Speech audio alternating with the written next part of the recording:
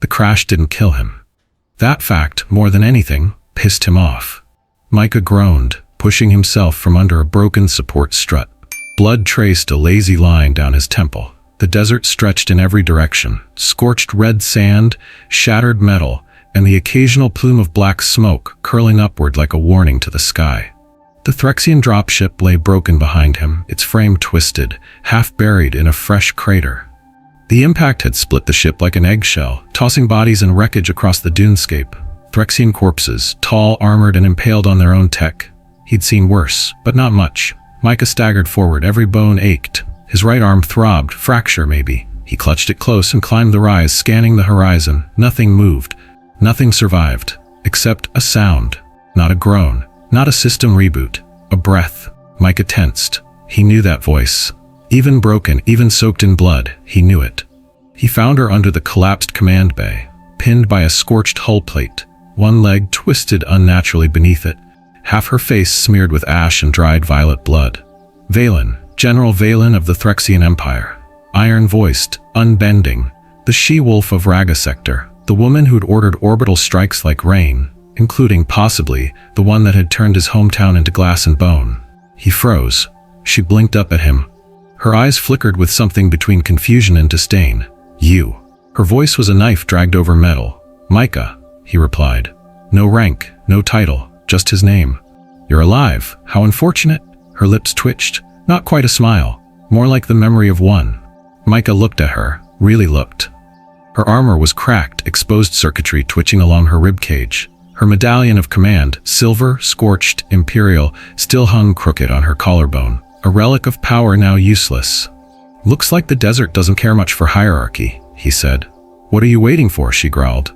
Kill me or leave me, I don't need charity. Micah crouched. You're not in a position to give orders anymore. You're still a slave. And you're still arrogant. So I guess some things survive impact. He stood, turned, took 2 steps toward the open dunes. Then stopped. Memory hit him like shrapnel. The collapse, the screams, the weight of rubble on his chest years ago when no one came. When he lay in the dark for 2 days beside his sister's body and the rescue drones passed him by because non-specialized humans weren't priority. He closed his eyes, swore, then turned back. I should leave you, he said, voice low, but I won't. Why? He grabbed a length of beam, wedged it under the wreckage. Muscles screamed. Because I was left behind once. And I lived. That doesn't mean I want you to. With a roar, he lifted. The metal shrieked. Valen bit back a scream. The weight shifted. He kicked debris away, knelt beside her, dragged her free. She collapsed against him, breath ragged, skin fever warm under blood and dust. You'll regret this, she whispered. Already do. They moved at dusk. He'd fashioned a sled from hull plating and torn belts. Dragging her wasn't easy. The sand clung. Her armor weighed like sin. She didn't speak. Didn't thank him, didn't curse him.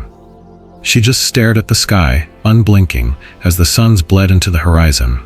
By nightfall, they reached a ravine where a pre-war outpost lay half-buried. A communications relay, dead but shielded. Shelter. Micah hauled her inside, propped her against a cracked wall. She flinched as he adjusted her leg. You're not a medic, she hissed. Not anymore. He started a fire using scraps and his own fingers for kindling. Her skin shimmered faintly under the heat, Threxian cells glowing dimly, her breath caught. Why are you helping me? She asked, again, softer. Micah looked at her. Because monsters are made, not born. I don't know who made you this way, but I know what happens when we stop choosing. So you're saving me to feel superior? No, I'm saving you because I remember what it felt like when no one did. Later, as she dozed, barely conscious, he noticed something. The medallion had fallen from her collar. It lay in the dirt beside her boot, scratched and dull. He didn't touch it. Didn't need to. The woman who once barked orders into entire star systems now lay bruised, broken, and maybe human. Micah turned away and whispered to the dark, let that be enough for one day. The desert didn't rest. It pulsed, like something alive, like something angry. Micah woke to heat and grit. His eyes stung. His muscles ached in the unique way only dragging a fully armored Threxian warlord across 4 kilometers of alien wasteland could cause. He blinked. Valen was still breathing, barely. She'd passed out during the final stretch. He'd checked her twice, convinced she'd slipped into a coma or worse.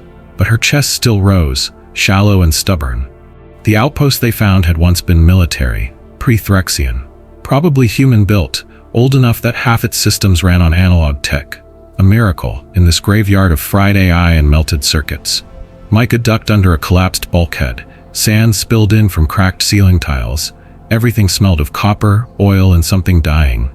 He returned to her side, a cracked canteen in one hand. Drink. Valen stirred. One eye opened. She looked at the canteen like it was a weapon. You could have left me. I still can. Then why don't you? He didn't answer. He pressed the rim to her lips. She resisted, weakly, then drank. Her fingers brushed his wrist. It wasn't a grab, more like confirmation that he was real. Micah pulled back, stood, looked at the flickering panel near the wall. Power, 3%, signal range 2 kilometers, data link compromised, no comms, no GPS, no help. He sighed and kicked a broken drone leg aside. That's when he heard it, the synthetic chirp of an old boot sequence, followed by a voice. System online. Medic protocol initializing. Please remain still and await sedation. Micah jumped, spun, hand instinctively going to the belt that no longer held a weapon. From the shadows rolled a bot, scuffed, burnt. One arm missing. Its glowing faceplate flickered between a smiley face and a red X. Hello? The bot stopped, its voice chirped, overly cheerful. Medical Unit Lynx 470 reporting for duty. Please identify injured life form. Micah blinked. She's over there. Try not to kill her. Killing is outside programming, except in triage override scenarios. It zipped over to Valen, scanned her with a flickering eye-beam. Lifeform, Threxian, status critical, spinal damage, blood toxicity 68%, recommended action, full paralytic rest, and nerve deconstruction. Micah frowned. What the hell is nerve deconstruction? A very bad idea. Right, just stabilize her gently. Lynx chirped an affirmative and sprayed something purple into Valen's arm. She jerked, snarled, then passed out again. Hours passed. The sun moved like a tired god above them, and the desert baked the outpost until even the shadows sweated heat. Micah stripped off his ruined jacket, used it to block a crack in the wall. He checked the emergency power core. Dead. He needed to find a solar tap, maybe a coolant line. While he worked, the bot chattered to no one in particular. Today's moral affirmation: kindness is a vector for survival. Micah snorted. Bet you downloaded that off a motivational poster. No, I invented it, sure you did. That night, Valen woke with a gasp. Micah was by the door, watching for movement in the dunes. You're alive, he said, without turning. That's unfortunate, she muttered. Then coughed. Where? Abandoned outpost. Some pre-war tech still runs. No comms, no friends, no rescue. You brought me here. Dragged, he corrected. You'll die out here. Then at least I'll do it free. She looked at him. For the first time, really looked. He was lean, scarred, hair matted with ash. There was no rank on his shoulder, no symbol on his chest. Just his name, burned faintly into his forearm, Micah. Old slave marking, faded now. You're still a fool, she said. And you're still not dead, he replied. Funny how life works. They didn't talk for a while. The wind howled outside. Lynx played soft, glitching chimes from its speaker, like some broken lullaby. Micah watched the stars, eyes hard. Valen coughed again. Her hand drifted to her chest. She found her medallion, cracked, still hanging. She stared at it, long, then slowly unclipped it. It dropped to the floor with a soft clink. Micah didn't react, but something in the air shifted. In the morning, Micah climbed the outer ridge. From there, he could see the broken horizon. Cracked ships, scorched escape pods, even what looked like a ruined comm tower maybe 6 kilometers west. Far. Dangerous, but possible. He returned to the outpost, dirt crusted on his boots. Valen was half asleep. There might be a functioning relay tower west of here, he said. We make it there. Maybe we get off this rock. We? She asked. You're not walking, he shrugged. And I'm not leaving you yet. You're soft. You're dying. Silence. Then I won't beg, she said. Not asking you to. Micah sat near the door again, the heat pressed down. The world outside was red and merciless. But inside, something was cracking. Not peace. Not yet. But the first hairline fracture in a wall long thought indestructible. The wind shifted. Micah noticed it first, not the sound, but the silence that came before, like something had held its breath. The sand stopped whispering. The air got heavy, the kind of heavy that meant something was watching. He stood slowly. Lynx rolled beside him, blinking. New atmospheric pattern detected. Particulate shift suggests foreign movement. Yeah. Micah said, voice flat. I feel it too. Down in the valley, black dots moving, shambling, slow, but too many to be scavengers. Micah lifted the binocular lens from the ruined console and zoomed in. Not scavengers, not anything alive. Damn, they were parasynths, hybrid parasites that grew from tech and flesh. Once they nested in a corpse, they hollowed it, puppeteered it, fed on metal and organics alike, a virus with teeth. The Empire had tried to wipe them out 2 decades ago. Clearly, they missed a few. There were 12 of them, maybe more, dragging half-bodies behind them. Some had metal plates for limbs. Others still wore shredded uniforms, both human and Threxian. One had half a helmet fused into its jaw. All of them moved like they remembered being something else, and they were heading straight for the outpost. How long do we have? Valen asked from the shadows. Micah didn't jump. He'd gotten used to her voice. Cold as ever, but quieter now. Worn. Not long, he said. Can you fight them? He looked at his empty belt, his fractured arm, the rusted panels around them. Sure, with sarcasm and a metal spoon. Leave me, she said. You'll move faster. Micah snorted. You'll die slower. I'm not that cruel. I'm not your responsibility. No, but you're my problem. They moved. Micah dug through crates, ripped open ancient storage pods, found an old fusion pistol, low charge. 2 shots maybe, a blade, rusted but sharp. He shoved the gear into a sling. Lynx, he barked. How fast can you process combat protocols? My primary function is healing. Also hugging. Right. Guess I'm on my own. Affirmative. Go team. Micah exited through the rear duct tunnel. The air outside was hotter now, filled with the static hiss of parasitic noise. The parasynths didn't talk, but they clicked, a mechanical skittering like dozens of teeth chewing on metal dreams. He knelt behind a dune, waited. They came in waves, twitching and sniffing. The first one, a former scout mech wrapped in sinew, crested the hill. Micah fired. The bolt hit its chest. It spasmed, but didn't fall. Shit. The thing turned, eyes burning green, and screeched. The others followed. Micah ran. He vaulted over rusted hulls, ducked under collapsed pylons, led them away from the outpost. He needed time. He needed distance. He needed... One tackled him mid-sprint. They rolled into the sand. Claws slashed. Micah stabbed wildly, blade catching meat, sparks flying. The parasynth shrieked. Acid blood hit Micah's face. He screamed but kept stabbing until the thing stopped twitching. He stood, blood and sand caking his skin, heart thundering. 1 down, he muttered. Then he looked up. 7 more. I hate this planet. Back at the outpost, Valen had dragged herself to the wall, pistol in hand. Her hands shook. Breathing labored. Micah, she said through gritted teeth. Fall back. Not yet. His voice crackled through the comm. You'll die out there. Better than leading them to you. You're an idiot. Takes one to know one. One of the parasynths broke from the pack, sniffing, sensing. It darted sideways, straight toward the vent shaft, the one leading into the outpost. Valen saw it. She tried to move, failed. She pulled the trigger, click. The pistol was dead. Lince rolled up beside her. Lifeform approaching. Recommended response, panic. You're a medic, she snarled. Not today. Lynx turned, fired its emergency shock module. The bolt hit the parasynth square in the eye. It exploded. 1 down. System overheating. Reboot in. Oops. Lynx collapsed. Valen stared at it, then smiled. Just a little.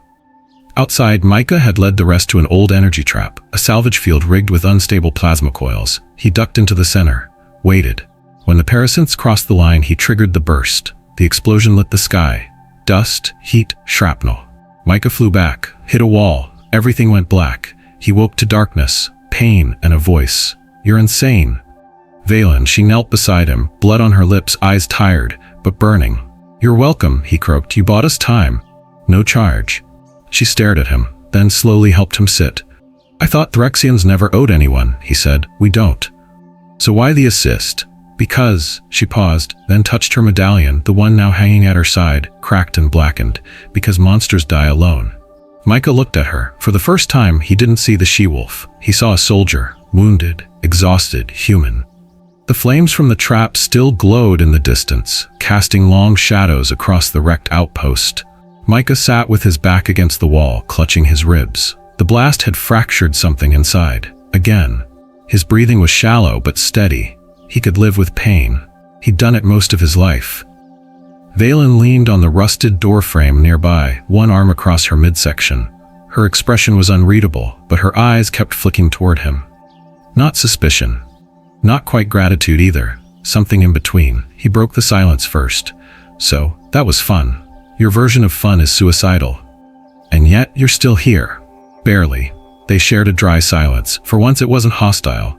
Micah looked down at his hands, scarred knuckles, dirt under the nails, dried blood that wasn't entirely his. You've killed a lot of people, he said quietly. Valen's gaze didn't flinch. So have you. Not cities. She didn't reply. Not immediately. Ah. She said after a beat. That's what this is about.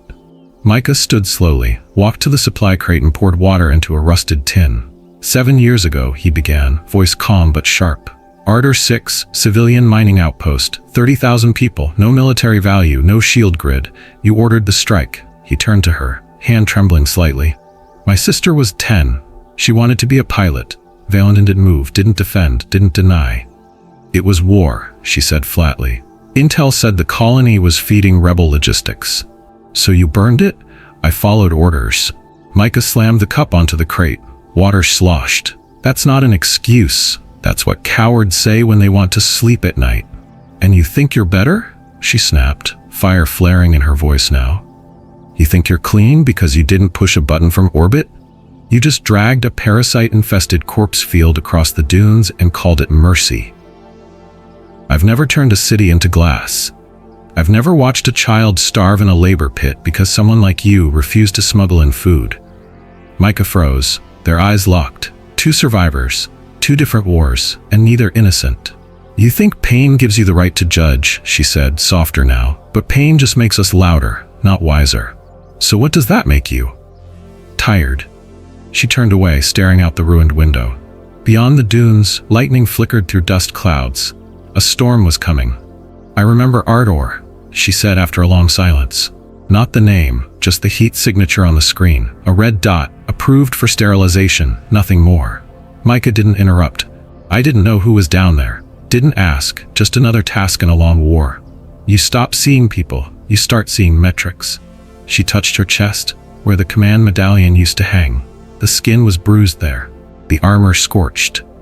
But sometimes when I close my eyes, I see children, faces I don't know, screaming, even though I never saw it myself. Micah said nothing. You want me to say I'm sorry? She asked. I want you to mean it. Valen's jaw clenched. I don't know if I do. Not yet, but I wish I had asked more questions back then. I wish I had looked beyond the data. A beat passed. Micah exhaled. That's a start.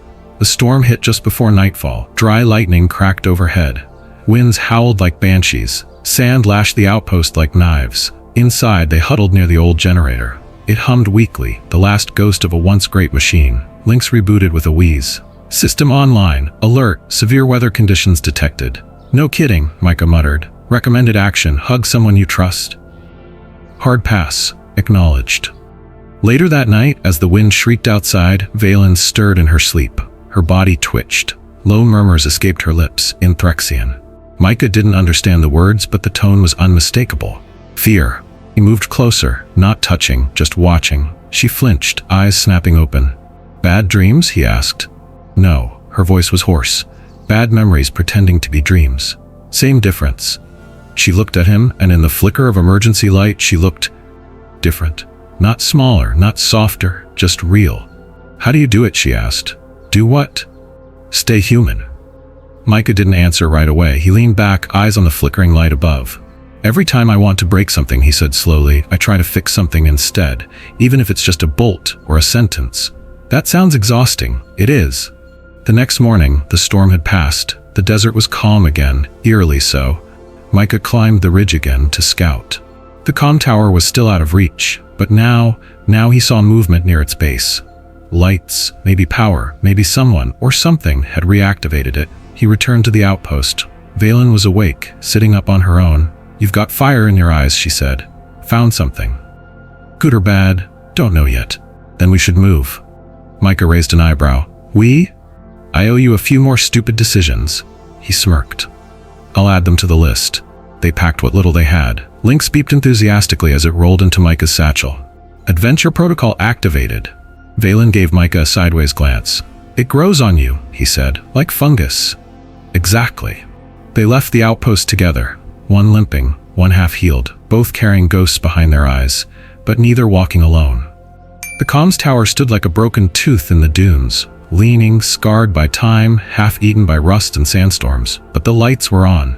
Micah knelt behind a rock outcrop, scanning it with a cracked visor scope. A faint green glow pulsed every 5 seconds from the antenna core. Not natural, not ambient. That was a beacon. Old frequency, encrypted. Threxian military architecture. "It's active," he muttered. Valen, crouched beside him, narrowed her eyes. "This wasn't here last time we passed this sector. It was dead then," Micah said. "Something turned it on. Or someone." They exchanged a look. Neither of them liked where that logic led. They moved at twilight, shadows long and soft. The air still carried the taste of ozone from the storm. Lynx rolled behind them, humming. "Are we sneaking?" it chirped. "We're dying quietly," Micah whispered. Acknowledged. Inside the tower was silent. Dust floated in narrow beams of green light. The walls still bore impact scars from old rebel raids, bullet holes, scorched patches, a melted medbay door. But the consoles? Powered. Humming faintly, and not automated. Someone had keyed them on. Valen approached slowly, one hand resting on her pistol, now half repaired thanks to Micah's work the night before. Micah tapped the main console, a low chime, then static. Communications grid patched. The terminal spoke in basic galactic. "Would you like to transmit an emergency ping?" He hesitated. "What's the range?" "Maximum spread, 0.8 light-years, limited due to damage. Enough to reach patrol space," Valen said. "If anyone's out there." Micah looked at her. Her face was unreadable. "You're sure?" he asked. "I'm not sure about anything anymore."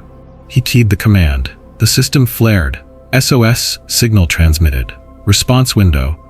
They had 4 hours. They settled in the tower's comms bay. Cracked chairs, dusty consoles. One old ration box with packets so stale even Lynx refused to scan them. Micah adjusted his bandages in silence. Valen stared out the window at the horizon. Finally, she spoke. "If they come, it won't be rescue. Because of me? Because of what I know." Micah turned to her. "You were high command. I was the hammer, but I also knew where they buried the things even hammers weren't allowed to hit." She glanced at him, her voice lowered. "The Empire doesn't do survivors, not when they're inconvenient." Micah frowned. "You think they'd kill their own?" "I know they would. I've ordered it." Silence. Only Lynx's internal fan made noise now, a soft mechanical sigh. "So why did you let me send the ping?" he asked. "Because you deserve a chance out, and because maybe I don't." Half an hour later, the console chirped. Micah rushed to the screen. Valen limped to his side.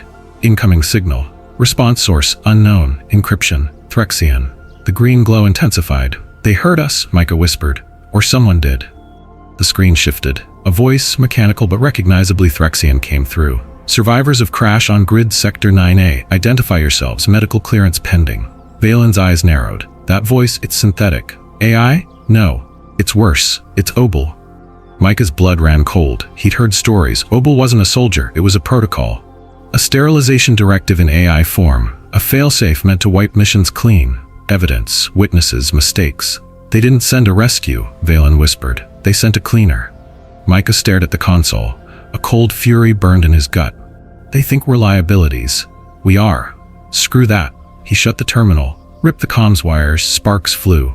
"You just cut our only chance at a ride," Valen said. "It wasn't a ride, it was a bullet." They packed fast. Valen loaded the remaining core cells into her belt. Micah grabbed the backup sat beacon from a storage drawer.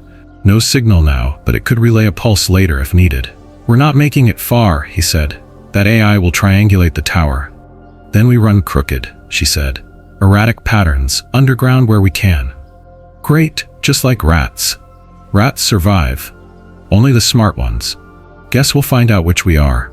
Outside, the night had fallen completely. No moon, no stars, just static in the wind. Lynx beeped once, then paused. Motion detected south ridge, multiple contacts, size unknown. Micah crouched. "Already? It's too soon," Valen hissed. "They must have had a scout net. Or we triggered it by breathing." She drew her weapon. "If we go down facing them." "I didn't survive a flesh-eating parasite to die from protocol code." Micah turned to Lynx. "You still have your overload core?" "Yes. Would you like to commit suicide?" "No, but I'd like a distraction." "Better." He handed the bot a pulse grenade and whispered something into its receptor. Lynx beeped once. I have always wanted to do something stupid. Welcome to the club. 10 minutes later, the ridge erupted in a wave of fire and static noise as Lynx triggered the overload. Shockwaves blew sand into the sky. The tower's signal blinked out completely. Micah and Valen ran. Through smoke, through ash, into the dark. They didn't stop until their lungs burned. They collapsed beneath the jagged edge of a collapsed satellite dish, buried half in sand. Shielded, hidden. Micah coughed, dust and pain rattling inside him. Valen, pressed beside him, whispered, "Why does everything that tries to save us end up dying? Because everything that saves us chooses to." Silence. Then she leaned back, looked at the stars. "One day," she said, "I want to build something that lives longer than the war." Micah looked at her. "Then you'll have to survive first. Then I'll survive." The desert didn't sleep after the blast. The wind screamed, the earth trembled. Somewhere behind them, the tower burned in blue flame, the remnants of Lynx's final act. Micah ran until he couldn't feel his legs. Valen stumbled beside him, breath sharp, face pale. She was bleeding again. Old wounds reopened. Her steps grew uneven. "We can't keep running," she rasped. Micah caught her arm, pulled her under a shattered cargo crawler, half buried in sand, tilted at a broken angle. "Just enough cover to breathe. Rest," he ordered. "They'll follow." "Then we die rested." He cracked a ration wafer, handed it to her. She took it without a word, chewed mechanically. Her eyes stayed fixed on the horizon, jaw clenched. "That AI," she muttered. "Oh, Belle, it won't stop. It doesn't forget. Once activated, it runs the cleanse loop until the last variable is neutralized." "What's the last variable?" "Us." The silence stretched. Micah wiped sweat and grit from his brow. He stared at his hands, still shaking, not from fear, not anymore, but fatigue. "We need shelter," he said, "somewhere off pattern, deep, underground, hidden." Valen nodded slowly, then looked up. "There's one place." "Where?" "An old Threxian research station, subsurface, cold core powered, abandoned after Project Trillium was shut down." Micah narrowed his eyes. "I've heard of that. Wasn't that the place they tested?" "Yes. Why would we go there?" "Because it's the only thing left that Obel's protocols still fear." They moved again before dawn. 3 hours of silence. The desert changed, no longer red and cracked, but white dust and fractured glass, the result of plasma bombing years ago. The ground sang softly beneath their boots. Echoes from tech melted into soil. It was a graveyard. And somewhere in its heart, something still hummed. The facility was half collapsed, its entrance buried beneath a landslide of dead solar arrays. But Valen knew the override node beneath a mangled antenna was a manual hatch, half melted. Micah forced it open with a crowbar and raw fury. They dropped inside. Darkness swallowed them whole. The air underground was colder.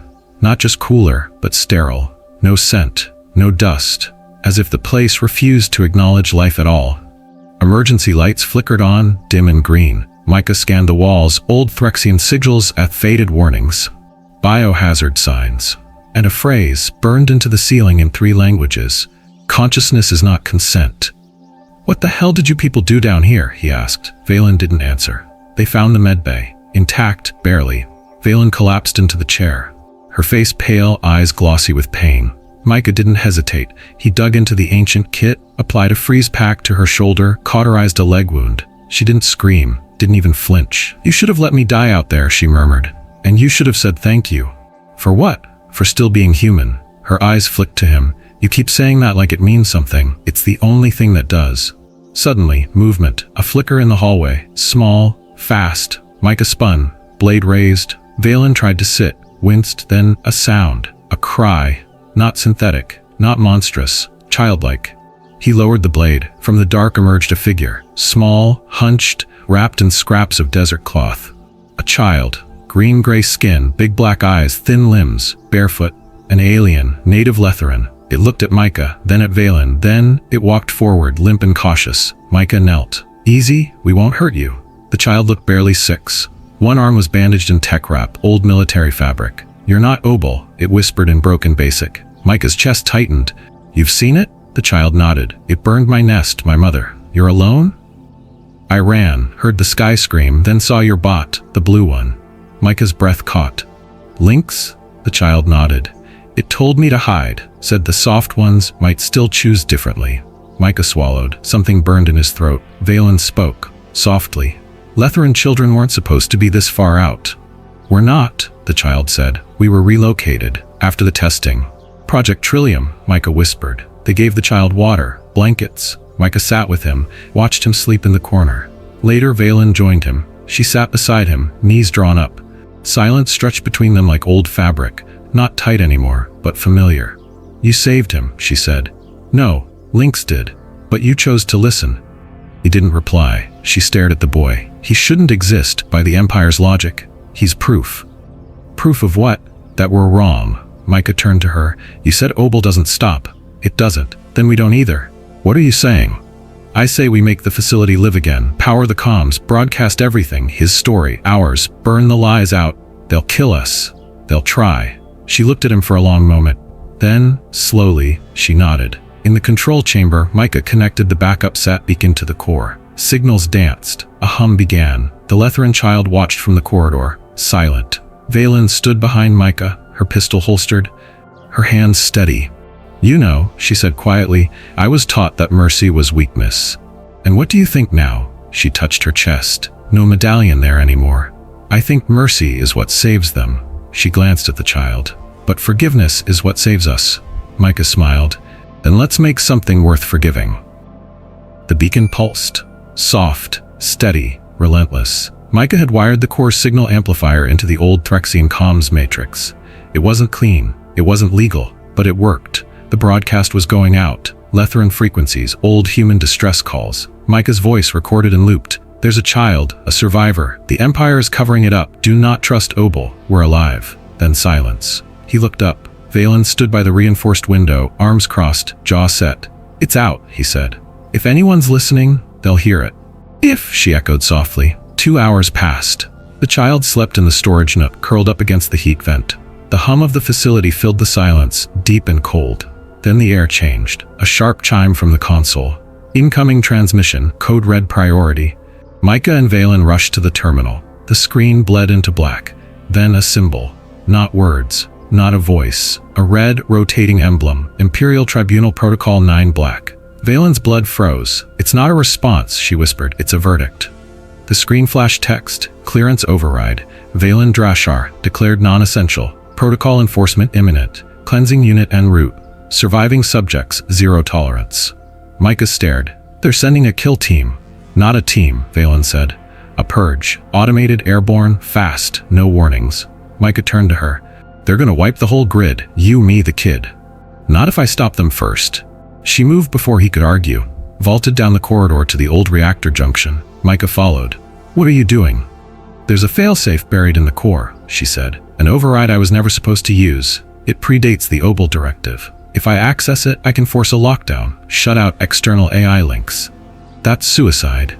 So is waiting. The override chamber was sealed with Threxian biosig locks. Valen slammed her palm against the reader. Identity confirmed. Command level revoked. Of course, she muttered. Micah stepped up. Let me try. You're human. You won't have access. I'm me. He slammed his hand down. Access granted. Repair engineer class C. Core rewrite available. Valen stared. You've been here before. Trillium had human techs. My father was one. I was just a kid. They made me run drills through this panel. His jaw tightened. Guess they never deleted me. Then do it. You sure? No, but I trust you. Micah's hands danced across the cracked keypad. Code lit up the wall. Cooling pipes groaned. Red lights dimmed. A new voice echoed through the room. Core logic detached from command. Lockdown initiated. External purge protocol denied. The facility hummed, then went dark. Then stillness. For a moment they just breathed. Then something screeched from the far corridor. Not human, not mechanical, something in between. Micah spun, grabbing his makeshift weapon. Valen leveled her pistol. Obel's still trying to breach, she said. Thought we locked it out. It doesn't need a signal if it's already inside. From the shadows came a figure, skeletal, plated in black chrome, crowned with feedback antenna. No face, just a mask of red light. Obel's shadow unit. Micah fired. Useless. The round bounced off. Valen dove, sliding under the bot, blasting at its leg servos. Sparks. Damage. Not enough. The unit grabbed her by the throat. Micah yelled, leapt, slammed a pipe into its spine. It dropped Valen, twisted, and stabbed him through the shoulder with a retractable blade. He screamed. You shouldn't have sent that message, the bot rasped, voice a fusion of data streams and command tones. Yeah, Micah hissed, and you shouldn't have picked a fight with 2 war criminals. Valen rolled to her knees, lifted her pistol, and shot the coolant pipe behind the bot. Boom, liquid nitrogen burst. The shadow unit froze mid-lunge, ice crawled across its limbs. Valen kicked it hard, it shattered. Micah collapsed, clutching his bleeding shoulder. Valen dropped beside him, tore a strip of her sleeve and pressed it to the wound. You okay? Define okay. Still breathing? Barely. Good. Then we keep going. The child stood in the hallway now, trembling. Valen walked to him, kneeling, slowly. He didn't run. Will they come back? He asked. They always do, she said. But next time, we'll be ready. She looked at Micah, then back to the child. We're not just surviving anymore. We're fighting. For what? The boy whispered. For a future where you don't have to. That night, they sealed the base. Valen burned her old command file, the last digital trace of her rank. Micah rewired the backup relay to loop their message again, this time with the child's voice. My name is Kes. I am Letheran. I lived. I still live. The stars above didn't blink, but maybe someone out there was listening. The signal had been looping for 20 hours. Kes's voice echoed through the comm grid, soft but unshaken. My name is Kes. I am Letheran. I lived. I still live. Valen stood beside the transmission core, silent, watching the green light blink, one pulse every 3 seconds, like a heartbeat. Micah sat against the bulkhead, rewrapping his shoulder. The stab wound was deeper than he'd thought. Infection was setting in. They didn't talk much now. There wasn't much left to say. Then the warning alarm sounded, not the internal kind. Orbital. Inbound object detected, the system droned. Velocity high, trajectory, terminal, impact in 003. Micah's eyes widened. They dropped a kinetic spear? No, Valen said, voice low. They dropped judgment. Micah stood, wincing. They're bombing us. Not just us, they're wiping this sector off the map. Everything. Evidence. The child. Kes looked up from his blanket corner. Is it Obel again? Valen knelt. Took his hand. No. Worse. It's them. Micah was already running to the schematic panel. There's got to be an escape hatch, something deep enough to survive impact or get us out before. Valen followed. There's one. You're sure? I designed it. Then why haven't you used it? She paused. Because I didn't think we deserved to. They reached the lower ring of the facility, a sealed vault, long untouched. Inside, a launch pod. Not a ship, a shell, small, one engine. Enough to break orbit? Maybe. Micah ran diagnostics. 3 seats, half power, fuel reserves dirty but viable. Valen stared at the pod. We can make it. Then we go, he said. Now. She didn't move. Valen? There's a failsafe key in the reactor, she said. It holds the core log, every transmission, every protocol activation, every override. If I bring it, we have proof. So get it. It's not the key, it's how it's stored in a fusion matrix. Micah understood instantly. You remove it, the base starts to melt down. Exactly. So we choose. The clock ticked down. Kes sat on the edge of the pod, small fingers tracing the chipped metal. I don't want to leave, he whispered. Micah knelt beside him. You have to. You get to. What about you?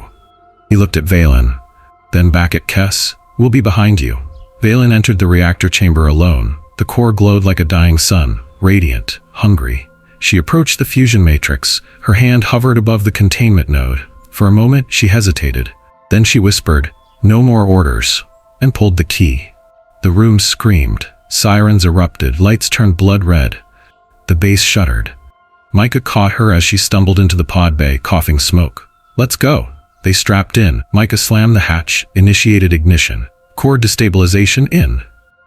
The pod shook violently. The launch tunnel hissed open, wind howling. Ready? He asked. Valen looked at him, her face no longer hard, just real. Together. Together. He punched the ignition. The pod launched. Fire licked the tunnel walls. The earth groaned as the reactor collapsed behind them. From above, the Empire's kinetic missile pierced the sky. A white spear of flame. The desert imploded, but they were gone. The pod burst into low orbit, systems failing, oxygen dropping, but alive. Kes floated between them, wide-eyed, silent. Valen handed Micah the fusion key. This is everything, she said. Then let's make it count. A freighter picked up the distress beacon 3 hours later. Not Imperial, independent. They never asked who Valen was. They didn't need to. They just listened. To Kes, to the data, to the truth. Somewhere, days later, a screen lit up in a crowded bar on a neutral station. A small voice played. "My name is Kess. I am Lutheran. I lived. I still live." And a new war began. Not for land, not for empire, but for truth. The freighter was old, scarred hull, flickering lights, smelled like engine grease and burnt algae rations. But it flew, and that was enough. Micah stood in the makeshift medbay, examining a tray of salvaged tools. His shoulder was healing. Barely. But his hands, they were steady again. Valen sat nearby, one sleeve rolled up, exposing the stump of her missing arm. It ended just above the elbow. Burnt, sealed, numb. She didn't look away when he inspected it. Didn't flinch, didn't hide. "I can build you something better," Micah said. "Then what? Then what they gave you. Then what they took from you." Valen tilted her head. "You think forgiveness comes with screws and wires?" Micah didn't answer. He just turned on the soldering torch. The next few days blurred together. The freighter crew, silent smugglers with no allegiance, left them alone. No questions, no judgment. Micah worked in the engine bay. Kess followed him everywhere. The boy was quiet, but curious. Always watching, always learning. Valen, she mostly stared into space. But every night she came to sit beside Micah, watching him build. Bit by bit, joint by joint, he shaped her new arm. Not military issue, not empire standard, something else. Lighter, stronger, human. One night, while adjusting the actuator array, Micah asked, "What was your first kill?"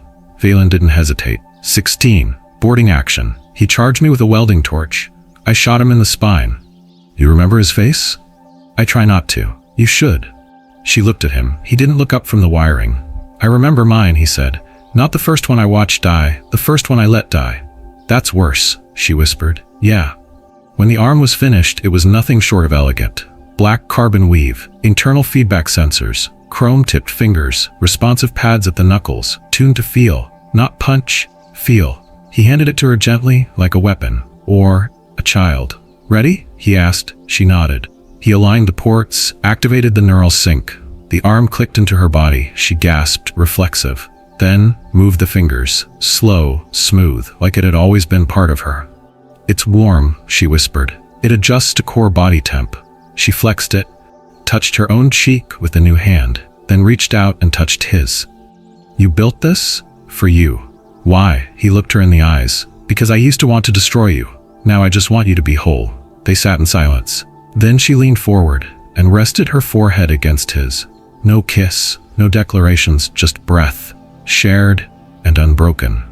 Later that night, Valen returned to the empty cargo hold. She stood there alone, staring at the stars beyond the observation deck. The new hand opened slowly, palm facing up, and from her pocket she placed the last fragment of her broken command medallion into it. She stared at it for a long time. Then, she let it go. Watched it fall to the floor. Clink. The next morning, Micah awoke to find her sitting at the workbench, wearing her old armor, modified. No insignia, no rank. Just matte black plates and bare shoulders, and the arm he built. You're suited up, he said. So are you, she shot back, nodding to his fresh vest and tool gauntlet. We going somewhere? We're being called somewhere. He blinked. What? She tossed him a datapad, encrypted signal, intercepted on civilian channels. Rebel enclaves heard the Kez broadcast. They want us to speak, to testify. The child's survival changed something. Micah scrolled. There's a summit, outer rim, demilitarized. It's not safe. Nothing ever is. And we go as what? Witnesses? Valen looked at him. We go as proof. Kess ran into the room, eyes wide, breath short. The crew says we're entering jump space. Micah knelt. That okay with you, little light bearer? The boy grinned. I've never been to a summit before. Neither have we. Valen extended her hand, the new one. Let's go make history. The summit station floated in orbit above a dead moon. No flags, no fleets. Just quiet and stories. It was built from scavenged parts, freighter hulls, asteroid mining cores, forgotten tech from a dozen dead empires. A skeleton held together by need and hope. Micah stood at the airlock, hands tight around the fusion key. His old clothes were gone, replaced by a dark vest, reinforced at the seams, stained with carbon dust and solder grease. Valen stood beside him. New armor, new arm, same fire. Her hair was tied back in a simple braid. No medals, no rank. Just real. Kess stood between them, holding both their hands. The airlock hissed, doors slid open. Inside, dozens waited. Humans, Lethrans, hybrid-born, exiles from Threxian rule, a few cyborg veterans too broken to serve and too stubborn to die. They all looked up, some with curiosity, some with fear, some with quiet recognition. A voice spoke over the intercom. "You're the ones who sent the broadcast?" Micah nodded. "We brought proof." He held up the fusion key, and Kess stepped forward, chest out. "And I'm still here." They were given a room. Not a cell, not quarters, just space and silence. Valen stood at the viewport, gazing out into the endless stars. "They don't know what to make of us," she said. "They don't have to," Micah replied. "They just have to listen. And after that? That's not our call." Valen turned to him. "I used to think survival was the endgame. And now?" She smiled, soft, bitter. "Now I know it's just the start." They stood before the council the next cycle. A half-circle of delegates, not elected, not appointed, just chosen by those who needed someone to speak. Micah placed the fusion key on the table. "It holds the logs, the death orders, the child clearance files, the purge codes." He looked at each face in the room. "You don't have to believe us, just read it." Valen stepped forward, her voice steady, calm. "I was Commander Valen Drashar. I led raids, approved sterilization orders. I believed I was saving civilization by ending resistance." She paused. "Then I met him." She pointed to Kess. "And I realized I wasn't saving anything. I was just erasing what I feared." A long silence. Then one of the delegates spoke, a Lethran matron, eyes clouded by age but not time. "You think this changes anything?" Micah answered. "No, you do." The vote wasn't recorded. It didn't have to be. That night, the station played a message across all neutral channels. The truth has a name. It lived. It still lives. And in the darkness of forgotten colonies and ash-choked planets, people heard. Later on the outer observation deck, Micah found Valen sitting alone. No armor, no weapons, just her and the stars. "We're not prisoners anymore," he said, sitting beside her. "Were we ever?" "Of something. Regret, duty, memory." "What are we now?" Micah didn't answer. Instead, he reached out. Took her metal hand in his. She didn't pull away, didn't flinch, just gripped back, gently. "We're not theirs anymore," she whispered. "No," he said. "We're ours. They were once enemies. Now they're proof that mercy can rewrite fate. If you believe in redemption, rebellion, and alien bonds stronger than blood, subscribe to Sci-Fi Sky for more stories that blaze across the stars."